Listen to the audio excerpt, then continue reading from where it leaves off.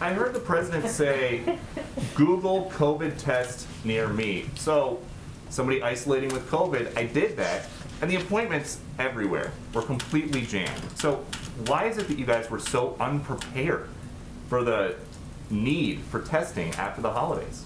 Well, Peter, I'm happy to see you back and well. I would second say that there has been a massive surge in cases, as you know, and we're a part of, in D.C. and New York. And there's been an unprecedented, and other parts of the country as well, there's been an unprecedented demand for tests. So what we have done over the course of the last few weeks, even before that, is the president quadrupled our testing capacity since the summer.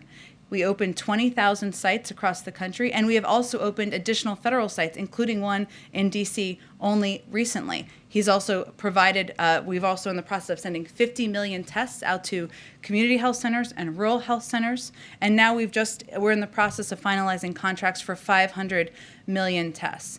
What can I make one more point and then you can go next? I would just note where we have come from. If you look to a year ago, there were no tests, or maybe one, depending on the timeline, that was available on the market. Now we have 9. If you look to about a year ago, there was about 900,000 or maybe slightly higher tests that were being issued every day. Now we're about 10 or 11 million. 300 million tests are done in this country every month. So there's enormous progress being made, but we needed to make sure the market was growing. That's what we've been working on, and increase our access to supply, and that's what we've been doing. The tests you're talking about, though, require people to go somewhere and either make an appointment or wait in line. The CDC's guidance is if you think you have COVID, you're supposed to stay home. You guys said you were going to mail free tests to people that need them. The president's there on television talking about a winter of severe illness and death. While he's saying that publicly, why weren't you guys doing more to prepare for the winter? Well, Peter, everyone decides where they're going to go get a test, and we make a range of options available. You can also purchase tests online. Later today, we'll have more details on how 150 million Americans who have health insurance can get reimbursed for tests. So we'll have more details on that later. The 500 million tests I noted, and I give you a little bit of an update on the timeline. We'll have more on the website later this week. So our steps and our process from the beginning has been expanding access to free tests to make it easy and more accessible for Americans, and we're going to continue to build on what we've done to date. But the president talked about a winter of severe illness and death. At the rate you guys are going, these tests are not going to be available until spring.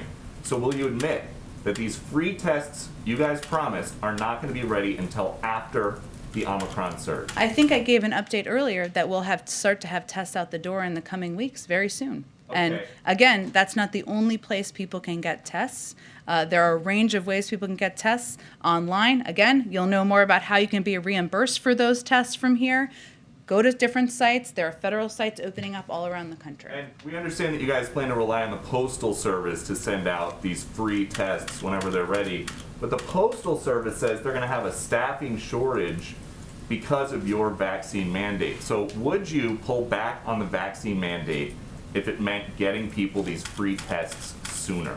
The Postal Service also delivered 99% of packages on time in advance of Christmas. And their leaders have also said they're eager to take on this challenge. So we welcome that, and we're looking forward to working with them to get these tests out to the public. And I understand that the science says that vaccines prevent death.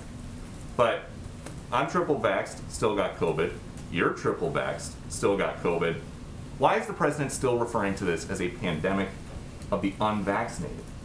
Well, I think, Peter, there's a significant difference between, and you just experienced this, and not to expose your public health experience, but I can speak to mine as well. I had been triple vaxxed. I had minor symptoms. There is a huge difference between that and being unvaccinated. You are 17 times more likely to go to the hospital if you're not vaccinated, 20 times more likely to die. And those are significant, serious statistics. So yes, the impact for people who are unvaccinated is far more dire than those who are vaccinated. Will the president update his language at some time to be more reflective of the fact that people who are triple vaccinated are catching and spreading COVID? I think president has said, as have we a number of times, that there will be breakthrough cases. There will be people who get COVID here at different media organizations, at companies around the world, around the country, who have been vaccinated. But there is a significant difference between being hospitalized or dying and being vaccinated with more mild symptoms. And then last one, you guys have been very aggressive countering COVID misinformation. So what do you guys think about COVID misinformation coming from the Supreme Court and Sonia Sotomayor's false claim that over 100,000 children are in serious condition, many on ventilators? Well, I'm not going to speak to Supreme Court arguments or statements made in those arguments, but I will tell you that what is at stake here is our effort to protect health workers and, most importantly, protect patients with the CMS rule, and also to make workplaces safer with the OSHA rule, which we have confidence in our legal argument for. So I will leave it to them to decide, but that's what's being argued now. Go ahead.